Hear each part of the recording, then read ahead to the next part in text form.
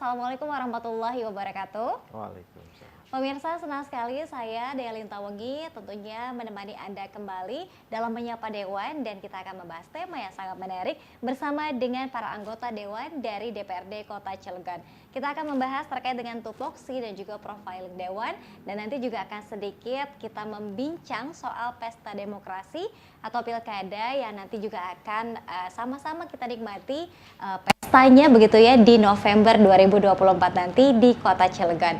Dan senang sekali di episode kali ini kita sudah dibersamai oleh salah seorang anggota Dewan. Sudah ada Pak Hairul Umam selaku anggota Banmus dan juga anggota Komisi 3 DPRD Kota Cilegon dari fraksi Gerindra. Assalamualaikum, selamat siang Bapak. Siang. Sehat Bapak hari ini? Alhamdulillah sehat. Aktivitas lancar? Lancar, alhamdulillah. Lancar, alhamdulillah. Boleh Bapak disapa-sapa dulu pemirsa yang sedang menonton kita hari ini? Halo, assalamualaikum.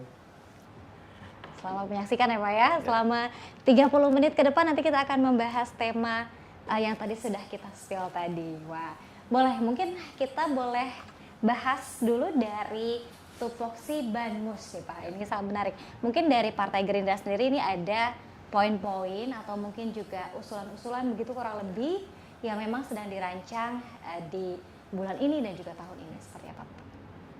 Ya, baik. Assalamualaikum warahmatullahi wabarakatuh. Salam sejahtera untuk kita semua. Terima kasih Mbak Dea.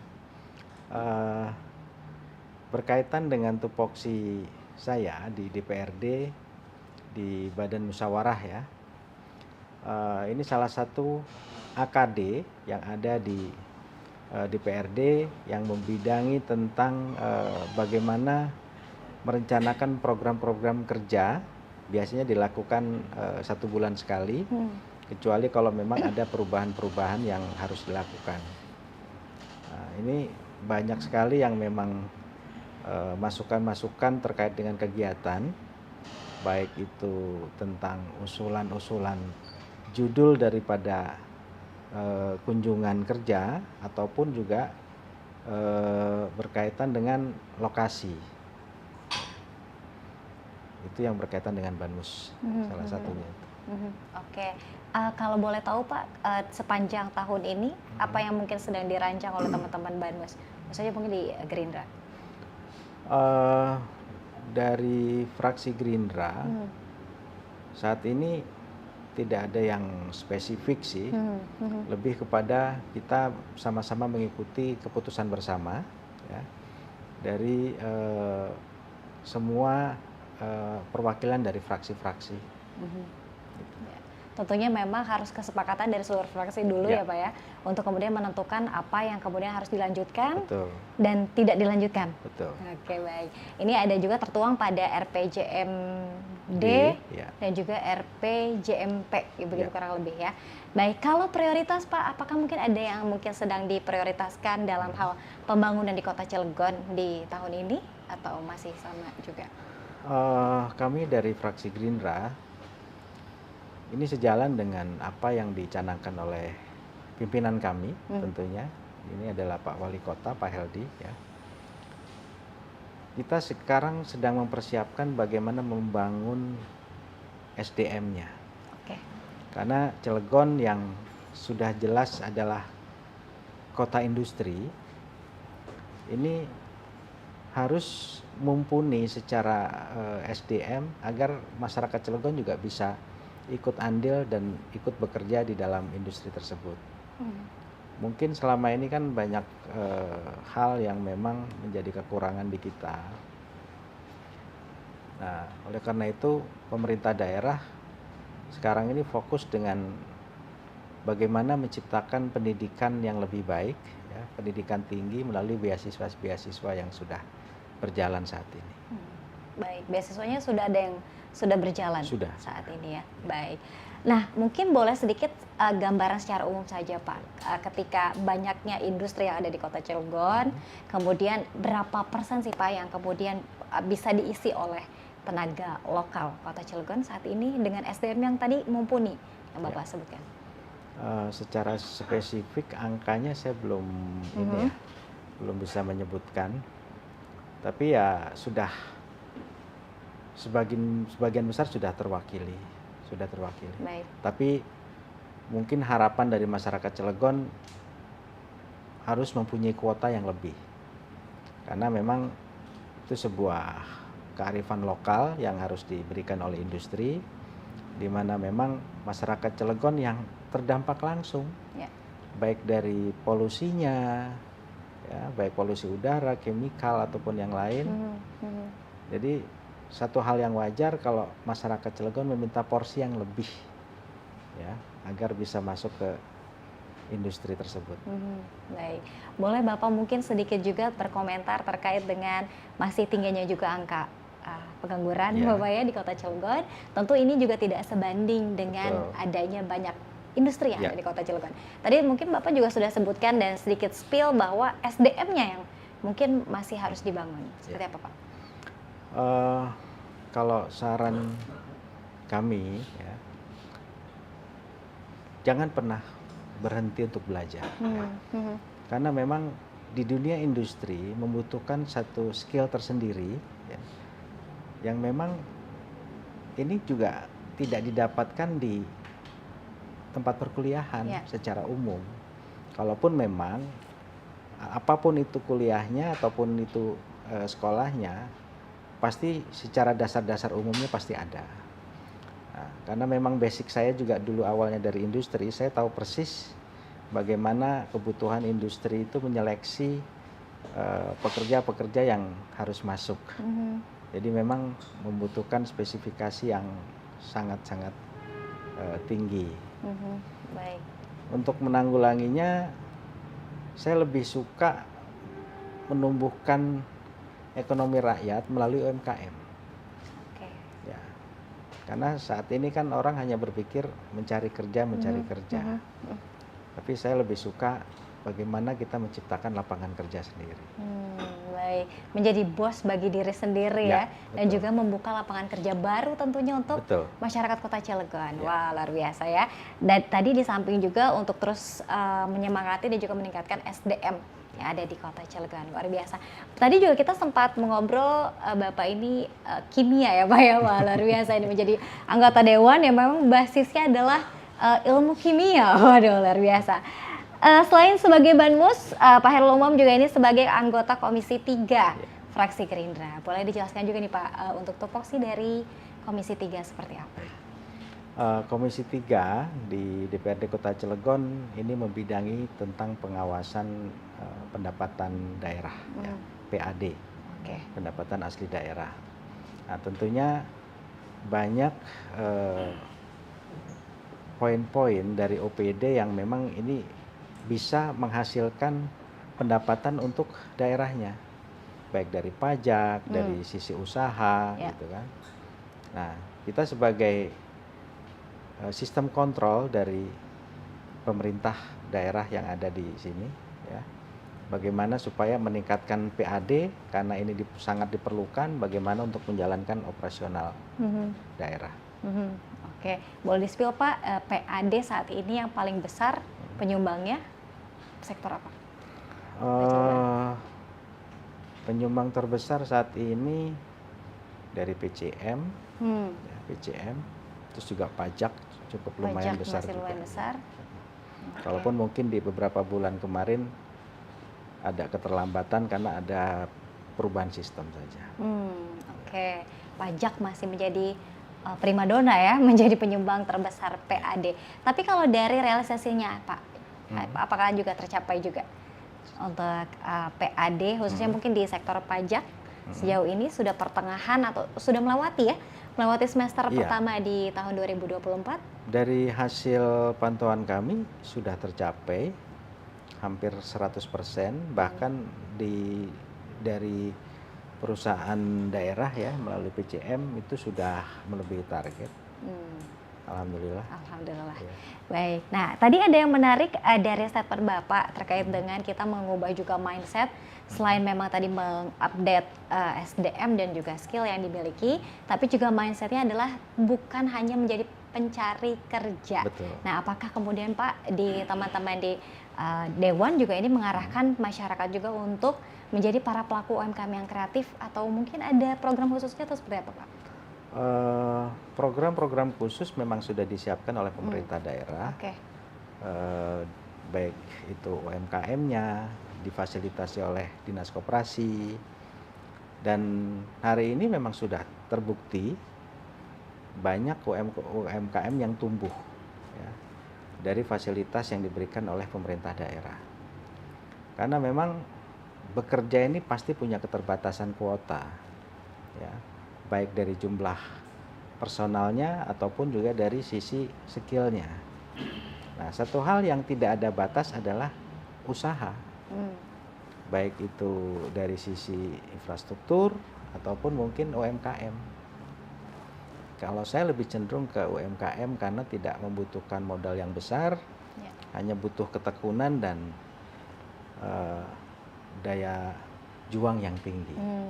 Semua harus berjuang. Semua harus berjuang ya. Ya. Termasuk ibu-ibu di rumah juga ini bisa menjadi pelaku UMKM kreatif Oh, ya Pak?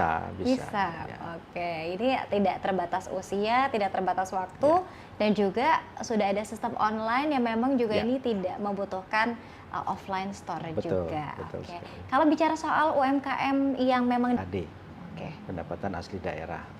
Nah, tentunya banyak poin-poin dari OPD yang memang ini bisa menghasilkan pendapatan untuk daerahnya, baik dari pajak, dari sisi usaha, Ya. gitu kan.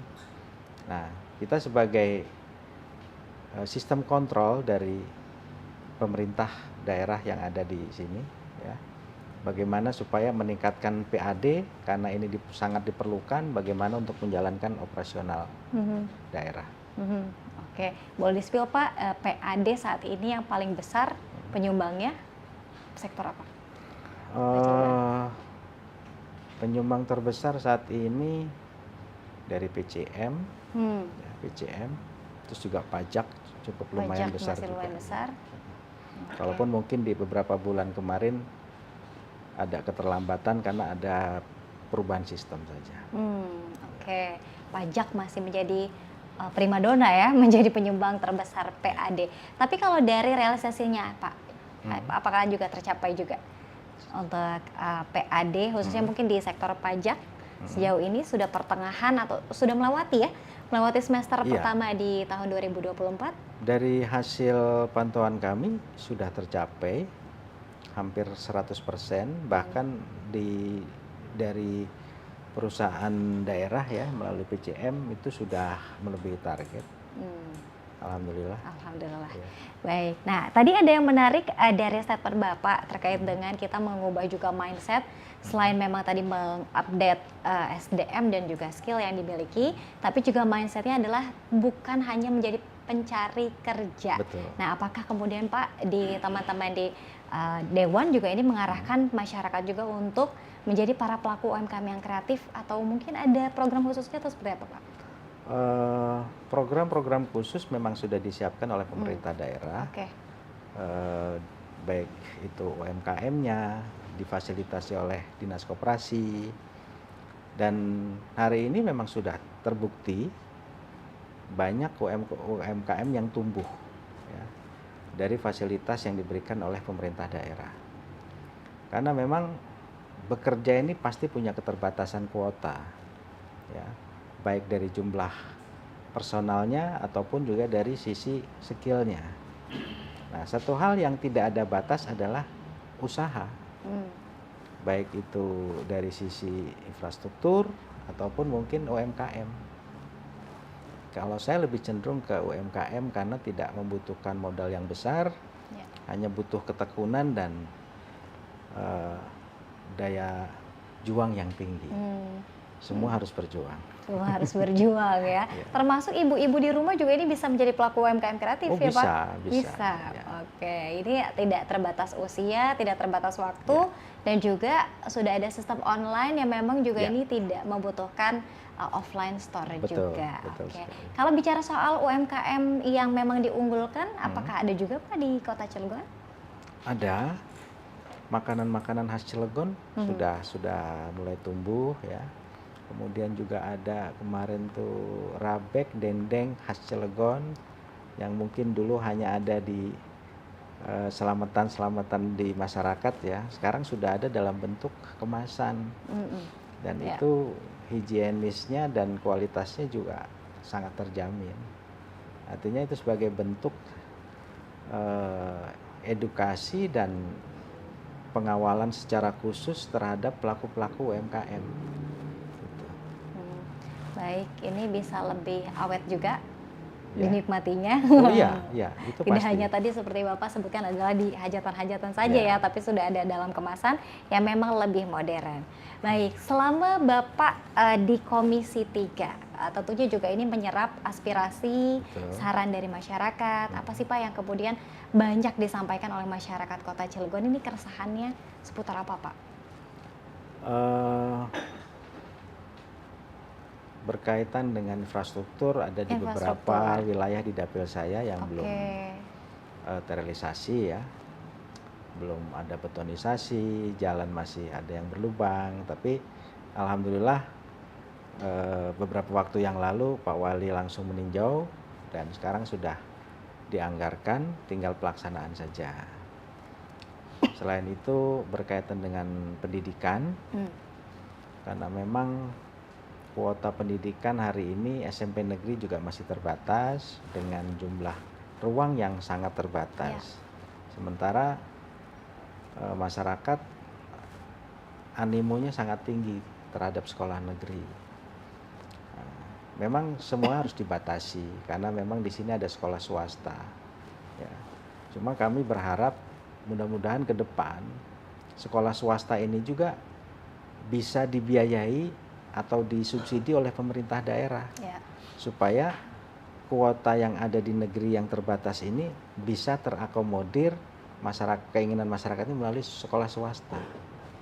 Ada beberapa daerah yang sudah menerapkan itu, sekolahnya swasta tapi anggaran biaya pendidikannya disubsidi oleh pemerintah daerah. Baik, padahal kalau kita tahu juga bahwa banyak nama-nama sekolah swasta di Kota Cilegon yang unggulan ya Pak? Unggulan ya, banyak. Bahkan termasuk legenda. Betul. Karena berdirinya sudah lebih dari 30 tahunan ya. Gitu.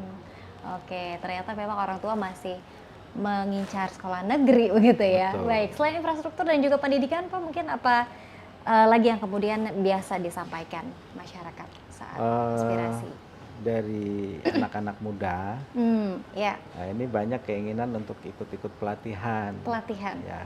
Oke. Ya alhamdulillah sih pemerintah daerah hari ini sudah mengakomodir itu, kalaupun jumlahnya mungkin masih terbatas. Ya ini berkaitan dengan budget semuanya ya. Ya jadi mungkin ke depan bisa dilakukan pelatihan-pelatihan yang sama, tapi dengan jumlah kuota yang lebih banyak. Banyak lagi. Oke, sehingga memang anak-anak muda juga lebih banyak lagi yang bisa ikut. Ya. Oke, luar biasa. Karena industri hari ini kan nggak mau mengambil orang yang tidak punya skill. Betul. Jadi minimal skill dasar itu mereka sudah menguasai. Baik dari sisi skill di lapangan ataupun secara safety. Karena kita bekerja bukan hanya sebatas bekerja saja, tapi kalau tidak aman juga buat apa. Betul. Artinya ketika pihak industri memang tidak mengambil tenaga kerja lokal yang ada di Kota Cilegon, kemudian juga lebih memilih mungkin tenaga kerja dari luar, ini juga berkaitannya tidak hanya, kalau bisa boleh disalahkan, tidak selalu salah dari pihak industri ya Pak? Tidak juga sebenarnya. Kalaupun mungkin dari sudut pandang kami sebagai orang lokal seperti tidak adil. Oke. Ya. Tapi kami juga melihat secara luas. Industri ini kan didirikan memang tempatnya di Cilegon, tapi masyarakat luar pun juga mempunyai keinginan dan punya kemampuan yang barangkali mumpuni untuk ke sana. Hanya kami berharap kuotanya itu dibatasi, dibatasi untuk yang dari luar. Jadi yang diperbesar adalah kuota orang-orang lokal. Karena memang kami yang langsung terdampak, seperti yang pernah terjadi beberapa waktu yang lalu kan, jelas kami yang terdekat yang terdampak. Makanya kami menuntut pekerja itu lebih banyak dari orang lokal gitu. Gitu aja. Baik, artinya tenaga kerja lokal diharapkan menjadi tuan rumah di rumahnya sendiri ya Pak ya? Ya, betul. Oke baik. Terkait dengan pesta demokrasi nih Pak, ini menjadi sangat menarik Ya. karena tinggal menghitung bulan. Ya. Wah ini seperti apa nih Pak? Mungkin sejauh ini apakah masih kondusif di Kota Cilegon atau mungkin sudah mulai masing-masing partai ini sudah mulai memanaskan mesin politiknya atau seperti apa Pak? Ya. Kondisi pilkada hari ini sudah mulai memanas, Siap. tapi dengan semangat dan niat baik dari para calon dan para kader ya, dan masyarakat, tentunya alhamdulillah di Cilegon ini tetap kondusif. Banyak permunculan putra-putra terbaik dari Kota Cilegon yang hari ini mencalonkan diri, ya kami bersyukur semakin banyak kontestan yang maju, artinya pilihannya lebih banyak yang bisa kita pilih untuk menjadikan Cilegon lebih baik. Amin, baik. Apakah kemudian partai juga sudah mulai mengerucutkan nama-namanya Pak untuk mungkin berkoalisi, mengusung satu nama seperti apa Pak? Sudah ada safari-safari politik ya? Pastinya sudah. Oke. Kami dari Gerindra ya, satu suara sepakat bahwa kami mengusung Pak Heldy Agustian, wali kota incumbent, sebagai calon wali kota 2 periode. Ini menjadi sebuah kesepakatan dari Partai Gerindra. Oke, saya jadi ingat tadi ada balihonya 2 periode ya Pak ya, besar sekali di jalan tadi. Baik, kalau mungkin yang memang sudah mulai memberikan kode-kode atau sinyal-sinyal yang merapat sudah ada Pak? Ada beberapa yang sudah berkomitmen dengan kami dari Gerindra. Ini tidak bisa saya sebutkan satu persatu. Siap. Ya, karena memang belum bisa dipublikasi sebelum waktunya nanti pendaftaran. Gitu. Baik, selain mungkin dari partai yang sama, Ya. Pak Heldy Agustian, dan juga incumbent yang memang sekarang juga masih menjabat sebagai wali kota Cilegon, mungkin barangkali pemirsa juga ingin tahu nih Pak, apa yang kemudian ditawarkan oleh incumbent terkait dengan juga tujuan, visi misi yang mungkin ini dibutuhkan oleh masyarakat Kota Cilegon. Ya. Dari calon kami, Pak Heldy Agustian, tentunya ini sosok yang sudah sangat dikenal oleh masyarakat Cilegon, ya. Dan sepak terjang beliau di politik juga sudah sangat terukur. Dan hasil kerja selama 1 periode ini, kalaupun tidak genap 5 tahun, sudah bisa dirasakan langsung oleh masyarakat, baik dari sisi pembangunan infrastrukturnya, dari sisi SDM-nya melalui pelatihan-pelatihan, menciptakan UMKM yang banyak, yang hari ini mengurangi, itu salah satu yang mengurangi angka pengangguran, ya. Kemudian juga fasilitas kesehatan yang hari ini sangat mudah dan itu sudah sangat dirasakan oleh masyarakat Cilegon. Gitu. Baik itu juga dunia pendidikan sekarang semua dipermudah.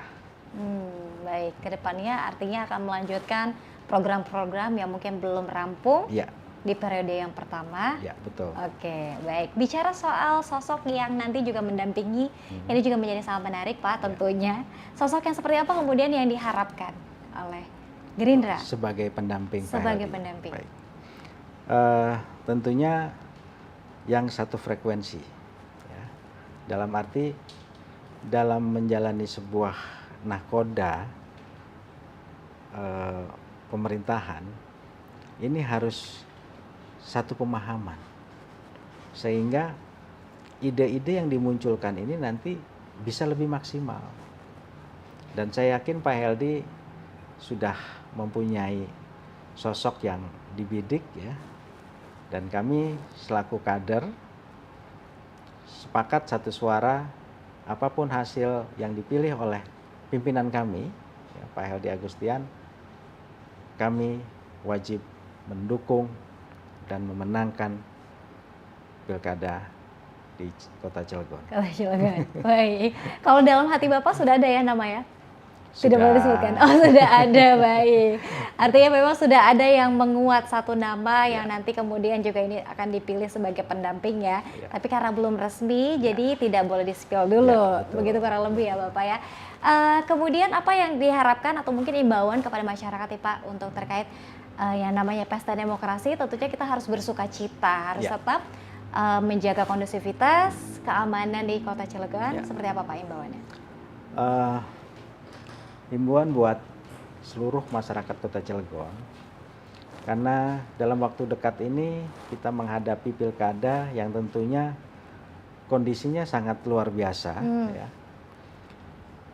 Kami berharap semua harus menjaga etika, harus menjaga kerukunan, apapun pilihannya itu adalah hak pribadi, karena kita bicara demokrasi. Semua orang punya hak pilih dan itu tidak bisa diganggu oleh orang lain. Silahkan pilih dengan bijak. Tentunya ada sosok-sosok yang sudah terbukti hari ini, ya, sudah terbukti hari ini.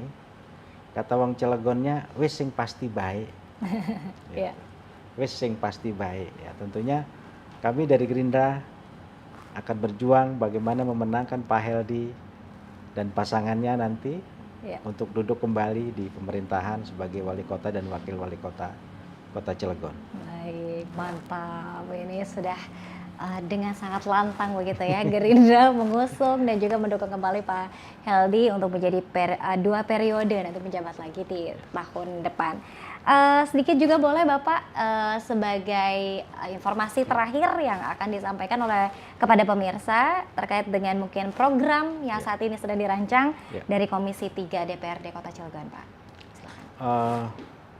Program yang saat ini dirancang, kami masih tetap mengawal dan mengkoreksi OPD ataupun perusahaan daerah bagaimana meningkatkan pendapatan. Karena ini berkaitan dengan hasil yang nanti didapatkan yang akan digunakan untuk operasional dan kesejahteraan masyarakat Kota Cilegon. Itu saja yang pasti kita kerjakan. Oke, baik. Tentunya untuk pembangunan ya, prioritas pembangunan yang ada di Kota Cilegon. Terima kasih banyak Pak Hairul Umam sudah menemani kita hari ini. Luar biasa. Dan kita juga berharap bahwa tadi ada SDM yang semakin meningkat di Kota Cilegon, kemudian juga lapangan kerja bisa dibuka tidak hanya menjadi para pencari kerja di industri, tapi juga bisa membuka lapangan kerja dari pelaku UMKM kreatif tentunya ya Pak ya. Dan kemudian juga ini bisa berdaya saing karena tadi adalah kuncinya memiliki skill yang bisa diadu dengan tenaga kerja dari luar Kota Cilegon. Baik, sebagai terakhir Bapak kepada pemirsa yang sedang menonton kita hari ini, apa yang akan disampaikan? Silakan. Buat masyarakat Kota Cilegon,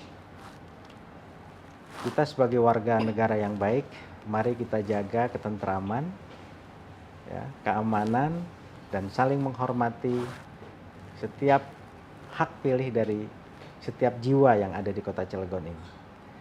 Kita jaga Kota Cilegon tetap kondusif, aman, dan tetap